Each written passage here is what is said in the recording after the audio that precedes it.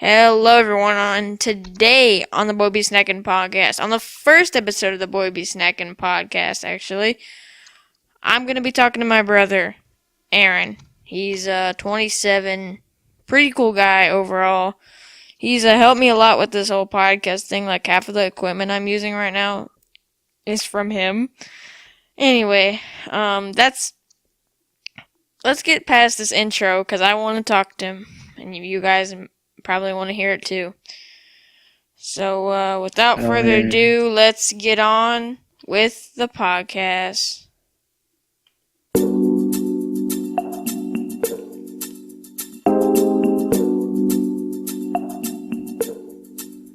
Hey, Aaron, what's up, bro? What's up, man? Not that much. So, Cool. So how are you doing today, bro? Pretty good? Yeah, I'm doing good. I had a pretty decent day at work. I went to the gym the third day in a row. Yay! That's cool. That's pretty nice. I guess I'll have to get to my notes pretty quick because we aren't too good at making our own small talk. Yeah, no, I guess I'm not. Sorry. Oh, I'm not either, so.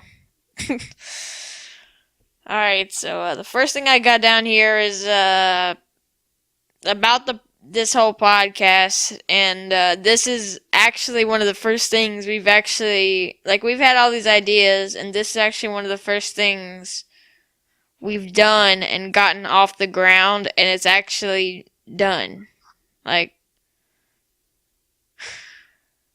That's true. We have had a lot of great ideas, and for some reason, whether it's lack of fundage or whatever, not being able to be in the same location, or maybe our idea is a little too big for our skill level sometimes. One reason or another, it doesn't get done. I don't know why, but this is something that we can do. I'm pretty proud of you. Kind of good idea. Yeah, well, it's you too. If it wasn't for you, I wouldn't have either headphones, and I wouldn't have these mics, or really anything, except for these mic stands. That's. You'd have your computer. That wouldn't have nothing to do with me. Yeah, I'd be talking into the case of the computer. They wouldn't be picking up anything. Well, I have an eye for a bargain. What can I say? Yeah, at the Goodwill outlet store. Goodwill, Walmart clearance section. It's crazy because it doesn't mean it's not quality. You find great stuff there. Yeah. That Goodwill outlet store is a crazy store. The time that me and you went when the people were waiting for the books, oh my gosh, these people are just, they're just like,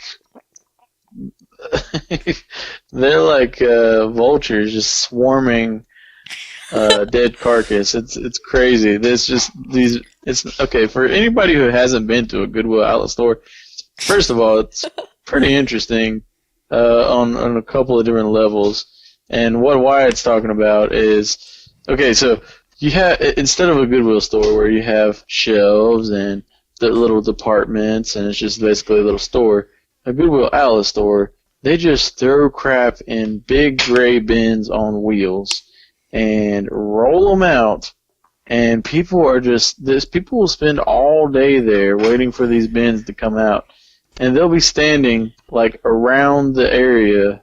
They'll be okay, these gray bins are I don't know, 8 feet long, yeah, 4 feet wide, and there'll be a perfect little spot that the bin goes, and people will be outlining that area waiting for it, and then they come in and they're just they don't care if you've got a baby in your hands, they're shoving their elbows and raking stuff side to side to see what little treasures can be found in that gray bin.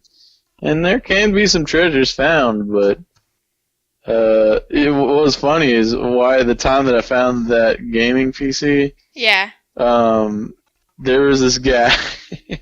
Pretty sure it was just like a little thing, a little heater for an aquarium. It's like cylindrical, and it kind of looks like a pipe or something. But it has some wires connected to it, and then something that didn't even go with it. This dude found. He's like, he got the store's attention and was like, I believe this is a pipe bomb. I believe I found a pipe bomb. And like he's like, see right here, like this is a timer. I believe this is a timer, and I'm pretty sure. I mean, I don't know, but I wouldn't want to chance it. And then they're like, okay, we'll contact the police. And like I saw that guy later across the store, and he was walking over to like his wife, and he's like, "You'll never believe what I found in the electronics section." Because even though they don't have departments, it's like they kind of try to divide the bins of crap into like toys and junk, and then electronics and junk, and clothes. They and try to bags do and that. shoes. They try to do that, but me and you were in the electronics part and found like a dusty old blanket in the electronics section. And when we shook it, like hair started flying from it. And Oh my gosh, I know. So I don't know if they wash this stuff, but I did look through like the little windows to the back, and they just have like, it comes on tractor trailers, and they just have like these crunched together, like it's like somebody just threw a bunch of clothes in a trash compactor, or like the cardboard bin, if you've ever worked at a grocery store, where it just like compacts it super tight, and then they wrap bands around it and put it on a pallet, and that's how the clothes come in. And I guess they just throw them in these bins.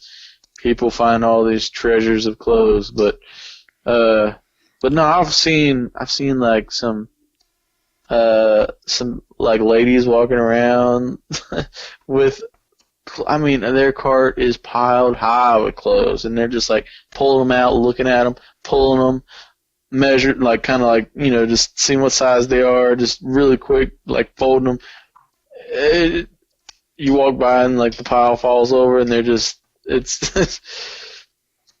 But the people that stay there all day, though, the cart they push around has.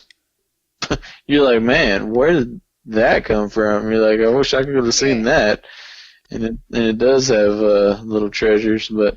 And it's all sold by the pound, by the way. Like, so you can have a cart full of stuff, and if it's only like, depends on the weight. So if you have something that's worth a ton, and you bring it up, and it's light, you can get it for really cheap. Yeah, like, what was it? I bought a life jacket, Sea-Doo brand life jacket. It's like perfect condition. It was an adult, large, and it looked like it came right off the shelf. And I got it for like 75 cents or something. Because it was light. But then what did we see that was like super heavy that we kind of wanted, but it was like too heavy, or like it wasn't worth? I don't remember. Saw something. I remember getting that little tiny toy that wouldn't have weighed anything.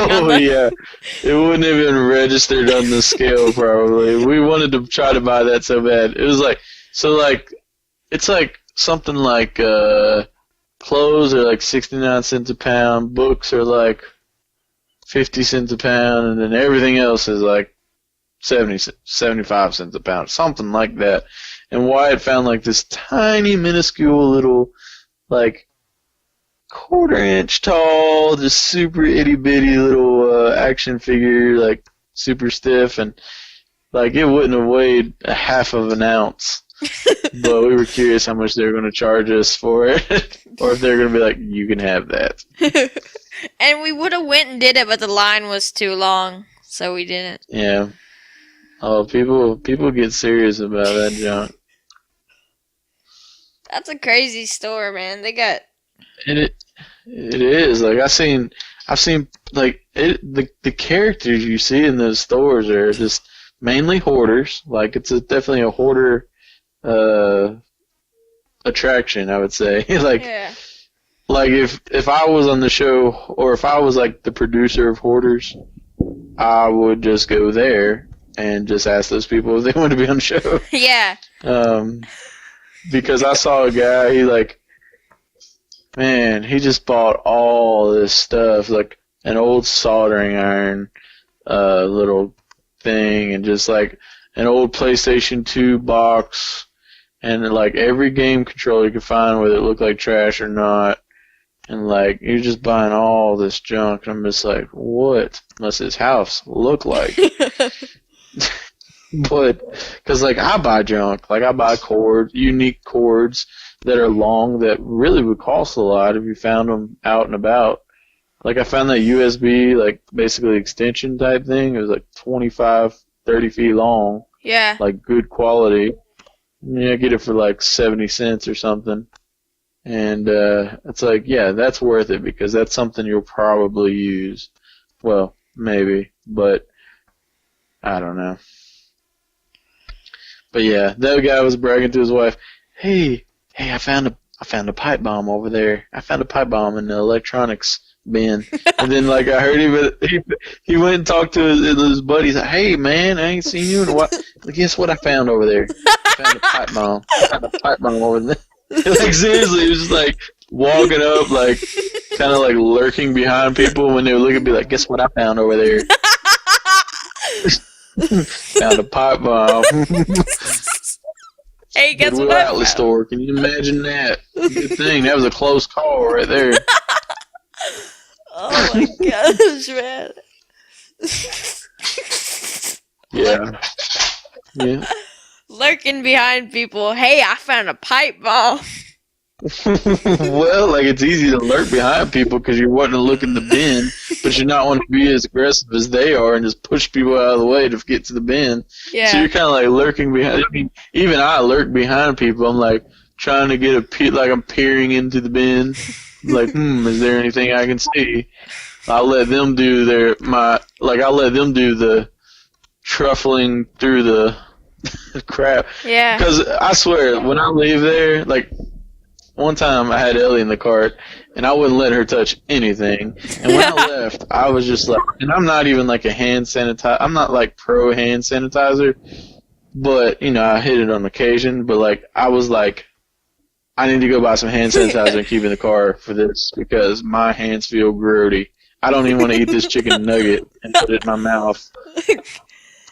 Yeah. Because it's just like, they don't like those, like some of the stuff will be wet. It's like, where did they get this? People donate it, and they don't, like, do any preparation. They just dump it into the bin and let it go.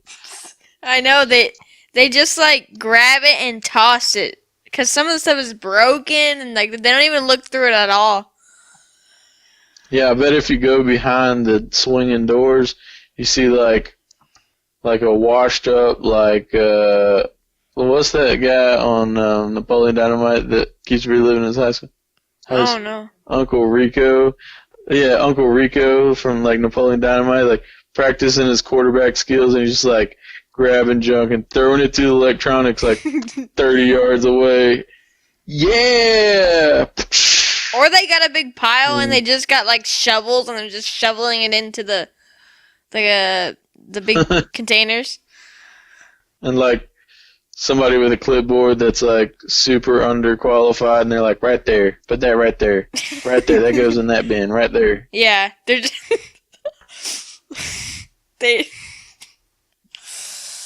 I don't know. I remember that heavy It's a crazy thing, place, though. Aaron. You remember you said a heavy thing that wouldn't be worth it? I remember what it was. It was those baseball cards or something, right? Oh yeah, there were some like '90s baseball cards and somebody gave me like 12,000 of those. So I have plenty, and I think it's like kind of a common years are like the late '80s, early '90s, and I don't even know baseball anyway. But like there was like 3 packs full of them, but I'm like, okay, so if I didn't have them, it might be a consideration. But even if I, like, even not having them, like, they probably weigh like 23 pounds. Yeah. You're, it's just not worth. And then I mean, it's not. I mean, there might have been some rare cards in there, but I'm not going to go through them. Plus, I wouldn't know what's rare and what's not. So. And there were 2 boxes, so it'd be like $50 for 2 boxes of cards. Right.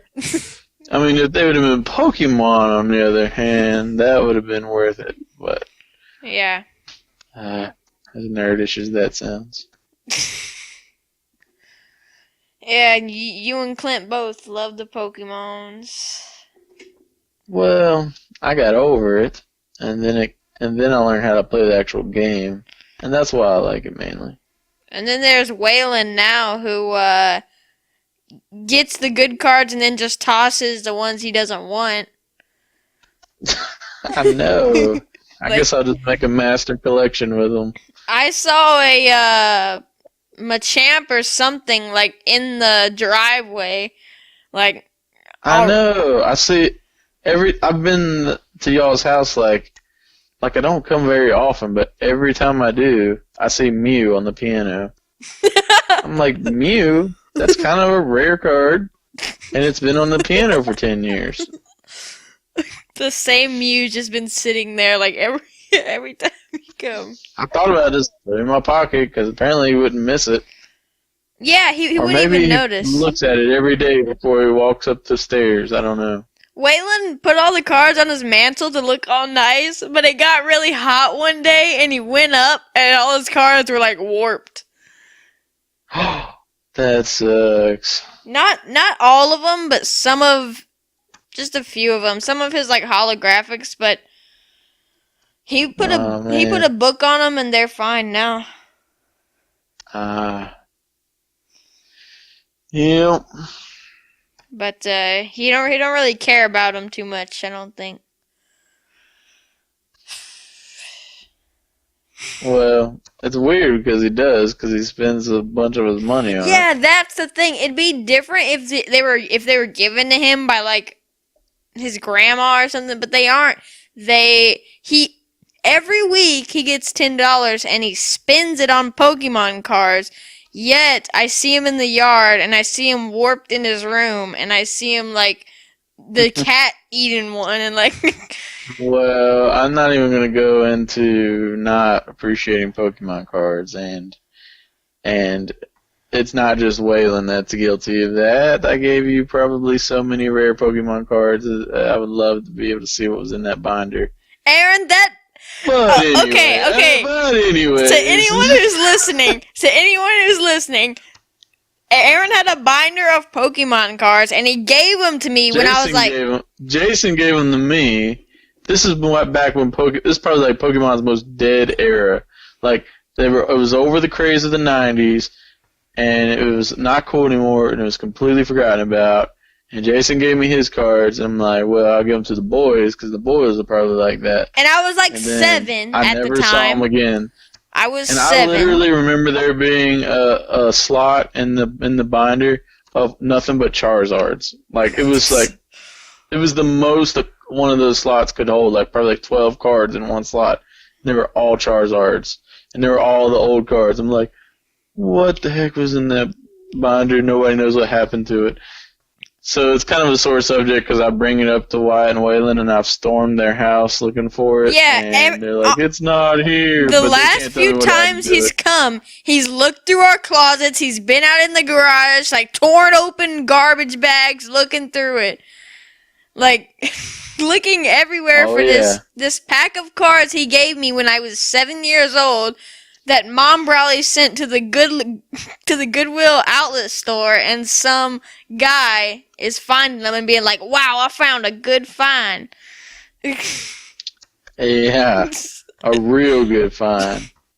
Yeah. Or they probably put it on the Goodwill auction site. I think you're doing the same thing Dad does with this pizza place.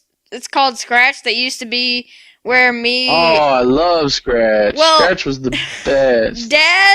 Our dad had it in years, and he hypes it up so much that now every pizza we ever have, he's like, it's not as good as Scratch, even though I bet some have been, but he just acts like it because he hasn't had it in so long. And so yeah, let's reach out with this podcast and maybe find the guy of Scratch Pizza. There was so in Denver, North Carolina, if there's anybody there that can think back to 5 years ago-ish, there was a place, maybe longer than that now, wow. There was a place, yeah, I guess it is longer than that, but there's a place over by Wendy's, where Wendy's is now, little strip mall, there used to be a Subway right there. Right next to there was a place called Scratch Pizza. Pretty much one guy ran the operation, and it was I don't know what made his pizza so dang good, but it really was the best pizza. The best pizza that I've had, probably. And then he decided that there wasn't a lot of future or business in Denver, which I think was a wrong decision, but that he was going to move out to like Durham or Raleigh or something. And he left and never heard from him since.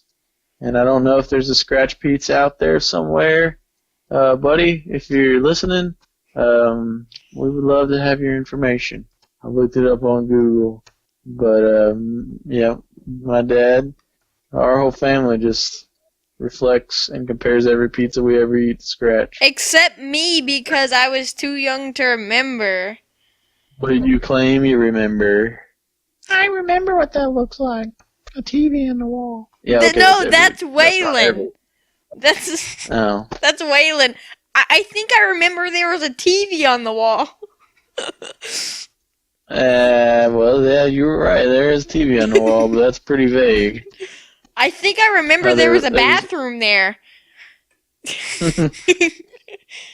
And like a bar area where they put the pizza. And booths. I believe there was a cash register too, but I can't be sure on that. And like the clear door in the front. Nah. He probably does have snapshots in his mind, probably. That's kind of the same with me. Like, the things you're saying is some stuff I actually remember. Like, the pizza was behind glass.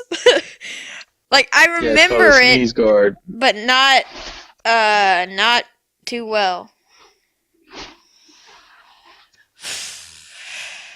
But like I was saying, that's what Dad does to Scratch, which is hypes it up in his mind because he hasn't had it in years, is what you do to those cards. The cards probably aren't that good, but you haven't had them for all these years. They were good. It's not hyped up in my mind. Yeah, okay. When you have like a whole, no, they were good. Trust me, they were really good. But and so was Scratch. It's not inappropriately hyped. It's appropriately hyped up. Both of those things are. I bet if I went back in time and got a Scratch pizza and brung it to right now and gave Dad a piece, he'd be like, that's pretty good, but not as good as Scratch. No, he wouldn't. No, he'd be like, that tastes just like Scratch. Oh my gosh, that's amazing. That's what he would say. I don't know. It is possible, because it might be possible you can do that. Oh, yeah. I don't know. It still ain't as good as Scratch. That's what Dad would be like. Yep.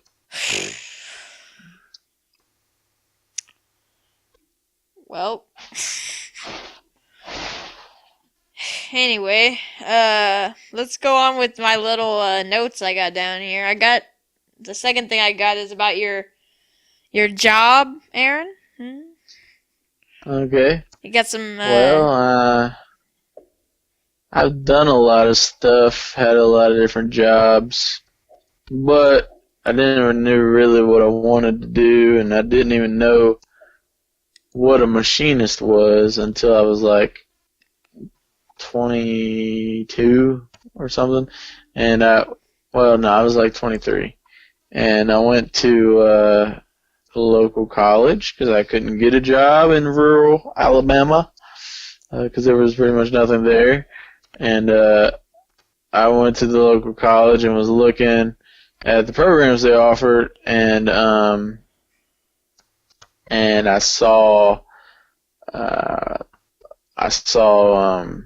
the machinist program, and it looked like something I wanted to do. And for people that don't know what a machinist is, it's basically, for a really super quick way of putting it, is you take metal and you cut it into the shape of something useful. And so pretty much a machinist has been a part of mostly everything that you touch, from like tools, even the plastic, like a plastic bottle. It takes a mold to make the plastic, and the mold is made out of metal. And so it takes the reverse shape of the bottle out of metal to make the plastic bottle. And then, I don't know, just the parts to your car, brackets, the motor, just everything. The tools that it takes to bend the metal panels, pretty much everything. Machinist has touched one way or another, and it's kind of a dying breed. I don't know a lot of people my age that's a machinist, but right now I've been machining like 5 years ish, and it's been pretty good. I've made a lot of cool stuff for race cars, and I'm not like a huge race fan, but right now the company I work for, we make brake rotors and calipers for, like, we're one of the big players in the racing industry, where we make them for like NASCAR and Indy racing and road racing and street racing, just everything, every type of racing you could think of, and stuff that I can't think of. I don't really know a lot of who we send it to, but that's pretty much what I do now. Well, that's pretty cool. Is that what you wanted to be when you were 7 and you were like, I want to be a machinist when I grow up? Is that what you... Yeah, definitely not something like I said, I didn't even know what it was until I was like 23.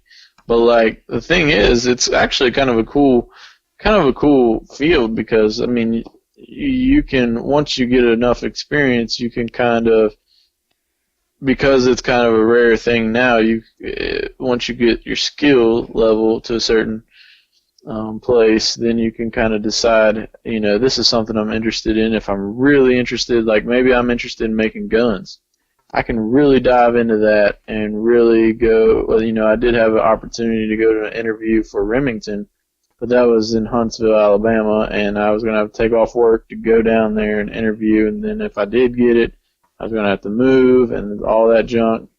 But then, so there's this, so you can kind of go into whatever field of making stuff that you want to be in, and I don't know, like I mean, I'm not really in the race cars, but it is interesting, and to be able to contribute and make that product better because of my ideas, it's pretty cool, pretty neat. Pretty cool, bro. You're working with the race cars.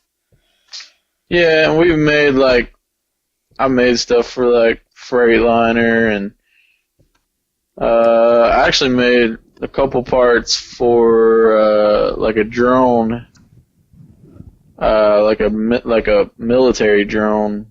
I had to drill some holes in this carbon fiber piece that it was like a cover for the mechanism that drops the missiles, apparently. Oh, wow. So something like that, but I didn't do many of those, but I did get to do some. Yeah. So is it fun? I was trying to find nice words to put that in. Like, is it exciting for your career? But no, is it fun? Well, the thing is, in the average day, Uh, it can be fun. It can be. Basically it's always a puzzle. It's just a constant puzzle. I mean, an engineer thinks in his mind how something's going to work and draws it on paper all fancy and hands it to you, and then you're the one that has to say, okay, all right, how am I going to, like, you think, okay, you can cut it into that shape, but it's like you still have to have enough metal to hold on to, rigid, like hold on to well so don't go flying, and you can hold on to it while you cut it into the shape. And then it's like, okay, now that it's cut into part of the shape, now what are you going to hold on to while you get rid of that extra metal and stuff like that? So it's always a puzzle, and it's so that part of it's fun. The part that gets a little monotonous sometimes is when you work and you have fun. I mean, sorry, when you work and you have like the people that you work for has a contract for a place that wants like 100 or 200 or in some crazy that situations that I try to stay away from now is like higher production things. Like when I was making those Freightliner parts, they want like 800 parts, and you're just like, the puzzle part's over, and now you're just running the parts to make money for the company you work for. That part's not fun, but yeah, it's because you're pretty much mass producing something, and you're just doing the same thing over and over. Right. So like what I'm kind of at now, like we do that a little bit, but not really, because there's so many different combinations of brake rotors and hats and calipers, and everybody's trying to get an edge on somebody else by changing stuff, and so we're constantly changing it, and we never run more than probably 20 of one part. So unlike I'd much rather work for a job shop, because that's the fun part of being a machinist, than to work for high production, because that's just a lot of times they don't pay much, the high production part, because they're just trying to make as many parts as possible, and the skilled part of it is very minimal. But at the job shop part of being a machinist, it's just onesie, twosies, just figuring this out, and you actually get to use your skills. So that's what I do. And it's fun, and for the most part it's fun. But a job is a job, and that's why they call it work. Because that's why they pay you, is because it's like, it's work. So I can't say it's just thrilling, but it has its days anyway. Yeah. And I know you're trying to do some more art type stuff with it as well, like on the side with the metal stuff. You're trying to... Yeah, that's what's cool, is there's kind of like, with me having an artsy mindset a lot, and I don't really get to use that in the workplace as much. It's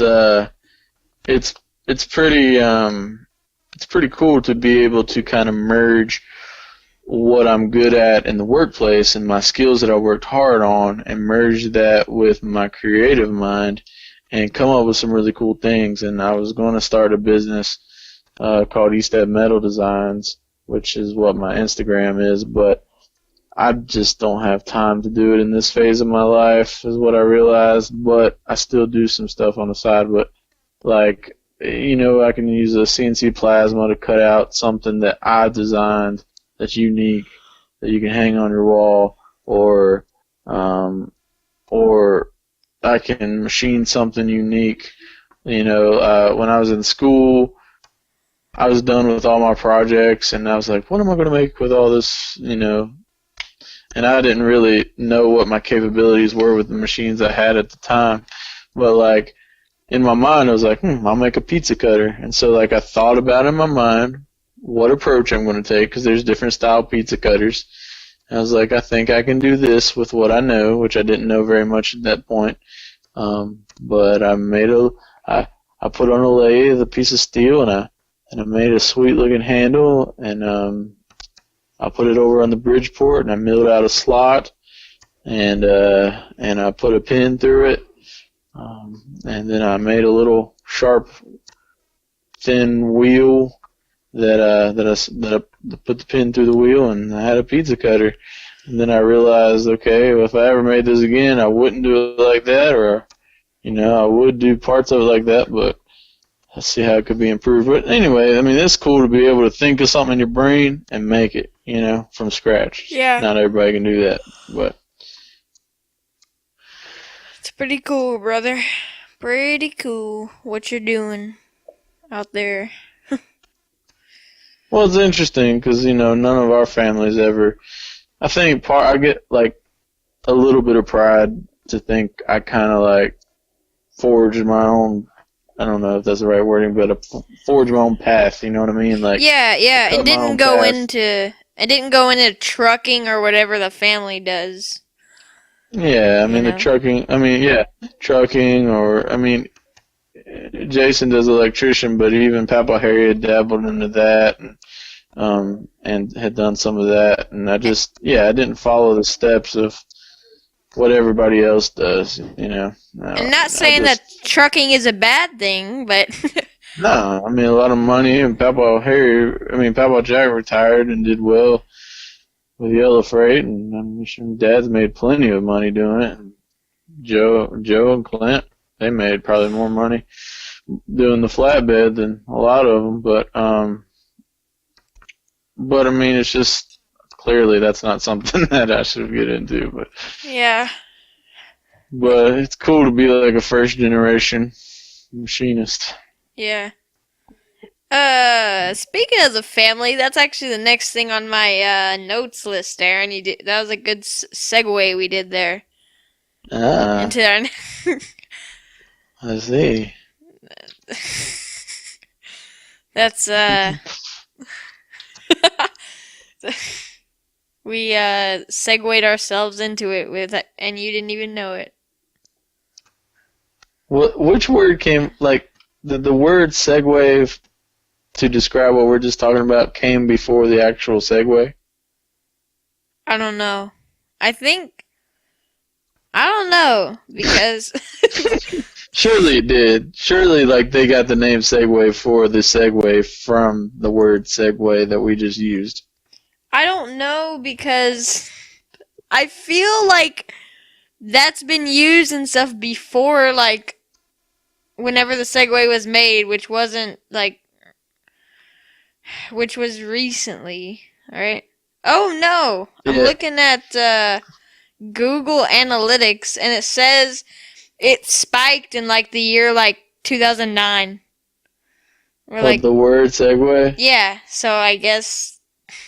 Well, probably because the Segway came out and they're using it to describe the actual Segway. Oh wait, I think we may be wrong, because I spelled it Segway, but there's SEGUE, which is an uninterrupted transition from one piece of music or film scene to another. And that's been used since the 1800s. So I guess Segway. So that came first. Okay, the actual word came first. Yes. I was okay. That shows our age, probably, but whatever.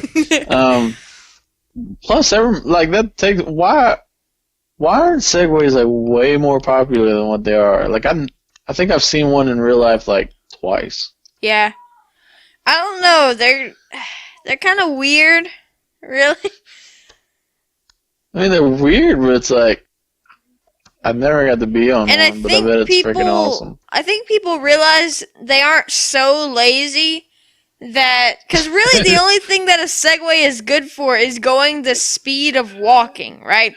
And if you're so lazy... a little faster than that. Okay, a tad bit faster, but if you're so lazy that you can't walk anywhere, then... Well, a mall cop, I mean, he'd be walking all day. Okay, and Paul Blart has a Segway.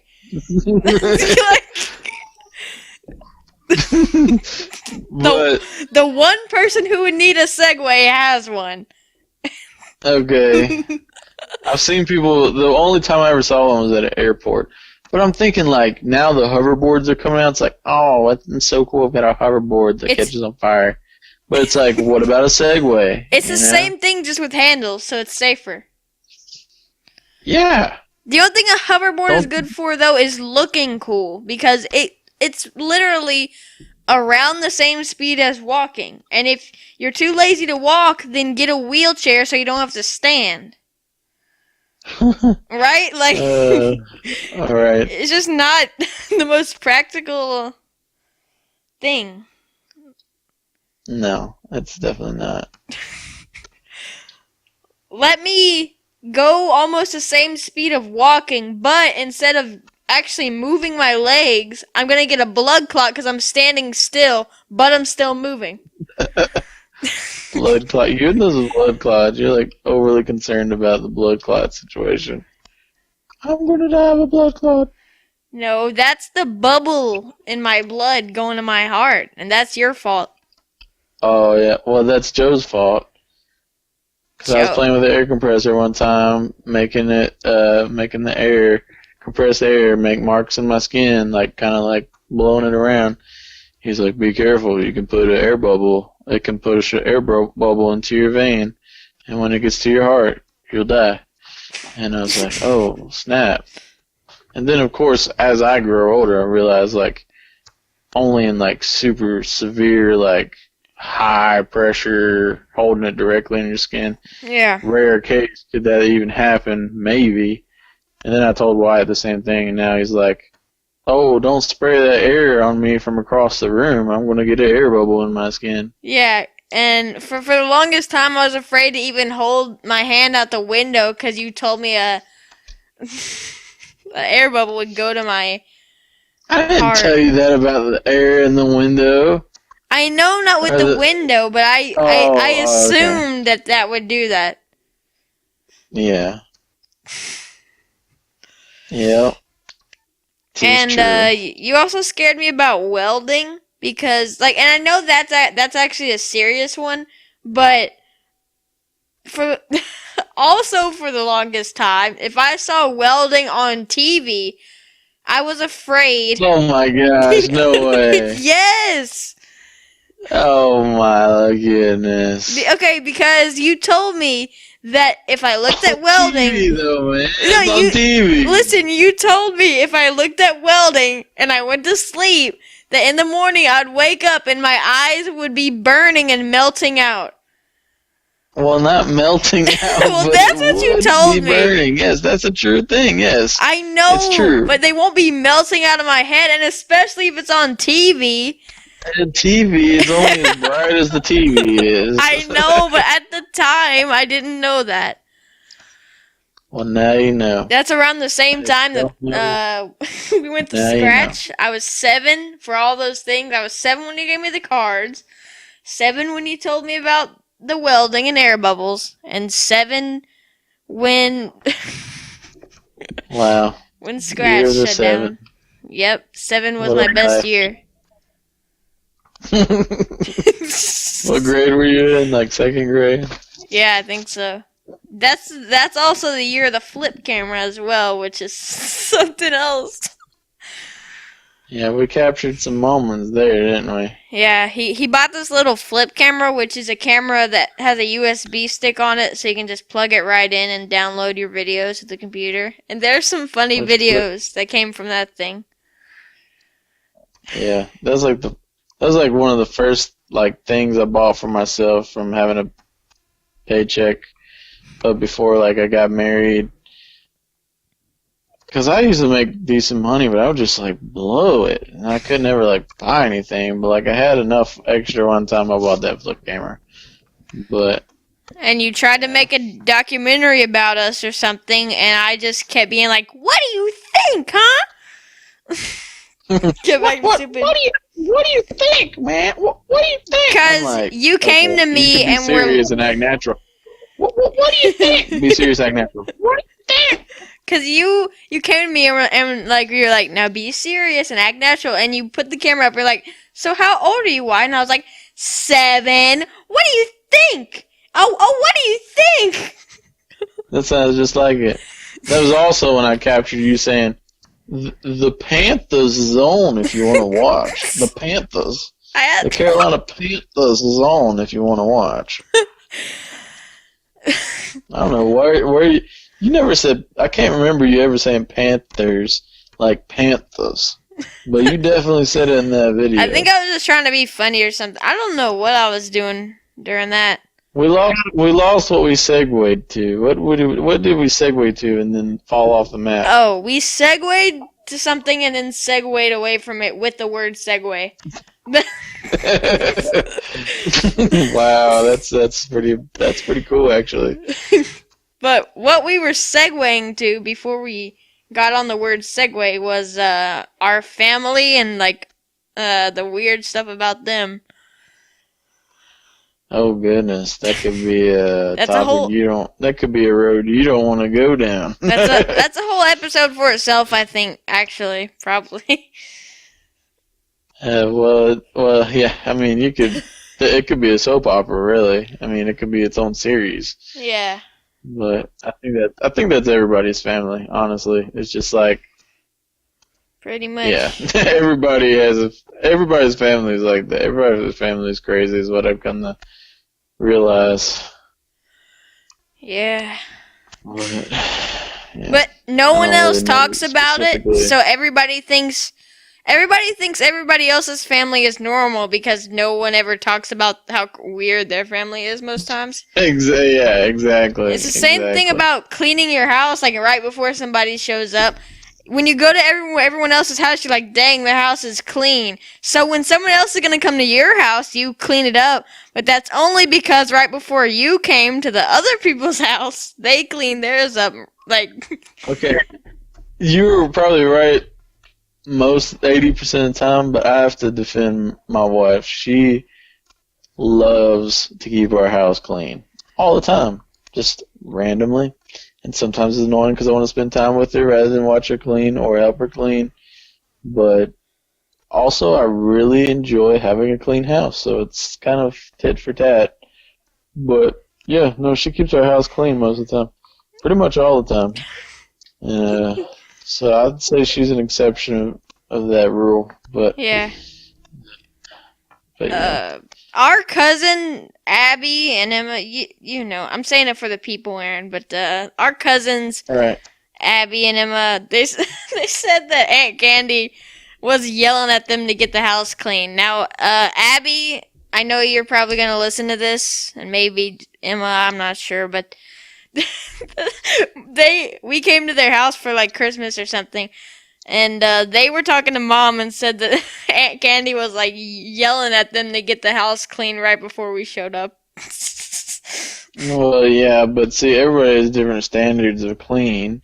Like, you know, I don't know, but I know, but you it's know, just it probably look decently clean anyway. You know, they just have to really pep it up and step it up a notch. But the reason that's funny to me is because when you get there, you don't think about that. Like, when you get there, you just see a clean house, and you don't really think past that. You just, when you see something, you assume that's how it always is.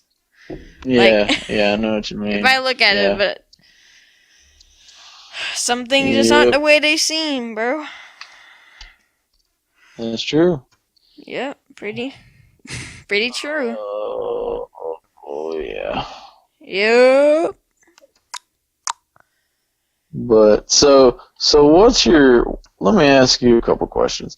Oh. What's your plans for this podcast? What's kind of like your objective and your like the reason I guess you're doing it, and then like where you kind of see it going from here? You mean this specific one? No, I know you mean the whole thing. No. Like just like your podcast. Yeah. Well, the reason I'm doing it is because that's one of the main things I watch and listen to all the time is podcasts, right? And that's something I learned is to make content that's good, do something you like, right? And That's good. like if you wouldn't watch it, then why do you make it? Why do you think someone else would watch it, right? Like, Yeah. let's say the Ocean Man Dance, for example. That's some on my channel that maybe if I saw some other 14-year-old kid doing, I might not find interesting and won't want to watch it. But podcast is something that I really like, and I'll probably go back and listen to this and laugh at the Goodwill stuff and laugh a few times throughout this thing because it'll be something that I actually enjoy even though I made it. So. And what I think is cool about making stuff, like even on from the machinist side of it, like making something, or like recording a song or whatever, like it's amazing what once time passes, it's something that stands out a lot more than it will now or 2 or 3 years from now. But in 10 years or 20 years, when you're a grown man, you have your own kids, and like your kids find this, and you're like, whoa, listen to him talk, listen to his voice, because like I realized that like, Dad recorded one song when he was like 15 or 16 or something like that of Old Dad, which got played at Papa Jack's funeral. Yeah. But like, I'm sure when he was recording it, like it wasn't like, oh, this will live in infamy and it's great and it's so good. I'm the best singer ever. If anything, he was pretty nervous and really didn't think it would turn into much. But like years later, when he has a wife and kids and his, father-in-law dies, it gets played at his funeral, and it's something I like to listen to on occasion, and it's just, I don't know, it's cool. And so like on the machinist side of it, if I make, an ashtray or which is funny, that's like an old saying, an ashtray. Yeah. But like if I make like the pizza cutter or something, like that might mean something to somebody that, loves me and thinks a lot of me, even though and so it's kind of cool, and also it captures like your person, like this right here captures your personality and my personality in the moment, Yeah. As people say, like we're currently living the good old days, and so eventually the days we're living will be in the past, and it'll be the good old days, and we have a captured moment from then, and which is kind of cool. So that's the benefits I see from it. But where do you see it going from here? Do you see like anybody in mind that you wanted to talk to, or just people that I know, really. I was like, when I first started it, I was like, I want to have people, but having my family is kind of lame, but really it's not. If you think about it, let's say this gets popular in a while and someone goes back and listens to this, you might not ever get super popular or be ever super famous or something, right?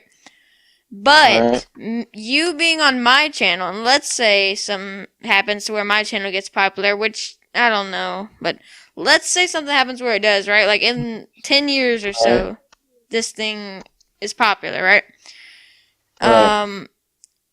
This will be something that a lot of people will go and listen to, and they'll learn about you as a person when maybe they never would have before, right? And if I got someone like go ahead. Waylon said, hey, you should get Adam Sandler to come on, which of course is unrealistic, but also he has movies and interviews and stuff, so people already know about him, but not a lot of people know about you or Abby or whoever. They wouldn't know about you guys otherwise. So that's something else that's cool to me about getting people that's not like already famous. And what I think is cool too is like I thought about doing this same type of thing with older family. I mean, there's no guarantee tomorrow. I mean, I don't. There's no guarantee I'll, make it through the rest of tomorrow. So it's cool to have this, like worst case scenario, I die in a car crash or something. But like, it's cool to have this. You know what I'm saying? And that's kind of where I was going with the older generations. That's actually something I was kind of thinking of doing. Is kind of interviewing some of the older generations that won't be around in 20 years, you know, or 30 years or 10 years, and it's cool because they have the coolest stories that we'll never be able to retell accurately or even retell with the same enthusiasm as they do, and it's something you can really it's something that's really you can appreciate. And if we were to have stories like that from our older generations that we don't even have much paperwork on, you know, it would be kind of cool to just get just basically in a sense have a conversation with them, but you know, not having it directly, but you're listening to them have a conversation, and you kind of get a quick understanding of the way they say things, and oh my gosh, they say that word like that, and oh, that phrase was popular in the 70s or the 60s or in this case of the 2000 teens, but it'll be, you know, I don't know. Like maybe your kids will come back, like your grandkids will come back and listen to this maybe and be like, Segway, what is that? Like, yeah, what's a hoverboard? Yeah. I mean, do they mean a real hoverboard? No. Yeah. Do they mean a real hoverboard like I have now in 2087? Why did they name it a hoverboard? It didn't even hover. It rolled. And it burst into flames. Stone Age technology. Yeah, that'll be pretty funny. Well, yeah.